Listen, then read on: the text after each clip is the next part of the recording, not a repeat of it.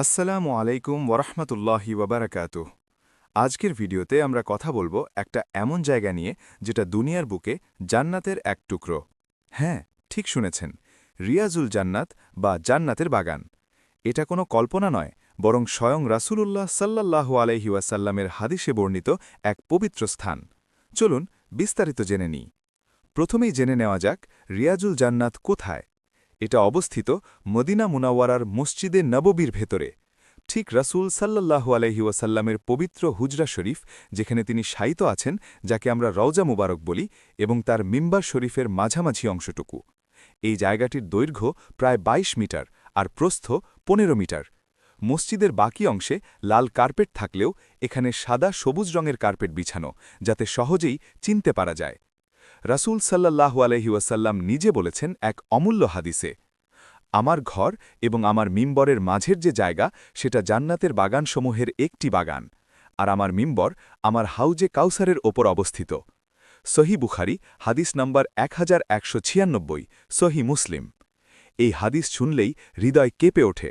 দুনিয়াতে দাঁড়িয়ে জান্নাতের এক টুকরোতে পা রাখা যায়, এর চেয়ে বড় নেয়ামত আর কি হতে পারে। এখানকার ফজিলত অপরিসীম। এখানে নামাজ পড়া সাধারণ নামাজের চেয়ে 1000 গুণ বেশি সওয়াবের। দোয়া কবুলের বিশেষ স্থান। অনেক সাহাবী, যেমন হজরত আবু বকর ও উমর রাদিয়াল্লাহু, এখানেই নামাজ আদায় করতেন। হজরত আয়েশা রাদিয়াল্লাহু এর বর্ণনায়ও এসেছে, যদি লোকেরা এই জায়গার ফাজিলাত জানত, তাহলে এখানে জায়গা পাওয়ার জন্য প্রতিযোগিতা করত। বর্তমানে রিয়াজুল জান্নাতে প্রবেশের নিয়ম কিছুটা নিয়ন্ত্রিত। পুরুষদের জন্য সাধারণত গেট নাম্বার ৩৬৫ বা বাবুর রওজা দিয়ে নুসুক অ্যাপের মাধ্যমে সময় বুক করে ঢোকা যায়। মহিলাদের জন্য নির্দিষ্ট সময়ে, যেমন ফজর, জোহর, এশার পর আলাদা ব্যবস্থা আছে, প্রায়ই গেট ২১, ৩২ বা ৩৭ নম্বরের কাছাকাছি। অনেকে এই গেটগুলোকে ভালোবেসে জান্নাতের গেট বলে ডাকেন। এখানে গেলে কি করবেন? ২ রাকাত নফল নামাজ আদায় করুন। রাসূল সাল্লাল্লাহু আলাইহি ওয়াসাল্লামের ওপর অসংখ্য দরুদ শরীফ পড়ুন। আল্লাহর কাছে ক্ষমা, জান্নাত ও রাসূল সাল্লাল্লাহু আলাইহি ওয়াসাল্লামের শাফাআত কামনা করুন। চোখ বন্ধ করে অনুভব করুন আপনি জান্নাতের এক কোণে দাঁড়িয়ে আছেন। ভাই বোনেরা, মদিনায় গেলে রিয়াজুল জান্নাত ছাড়া ফিরবেন না।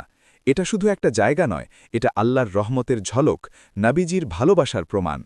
আল্লাহ আমাদের সবাইকে সেখানে যাওয়ার, নামাজ পড়ার এবং জান্নাতুল ফিরদাউস লাভের তাওফিক দান করুন। আমিন। যদি আপনি মদিনা গিয়ে থাকেন বা যাওয়ার প্ল্যান করছেন, কমেন্টে আপনার অভিজ্ঞতা শেয়ার করুন। লাইক, শেয়ার ও সাবস্ক্রাইব করে আমাদের সাথে থাকুন। পরের ভিডিওতে দেখা হবে ইনশাআল্লাহ। ওয়াসসালামু আলাইকুম ওরহমতুল্লাহি ওয়াবারাকাতুহ।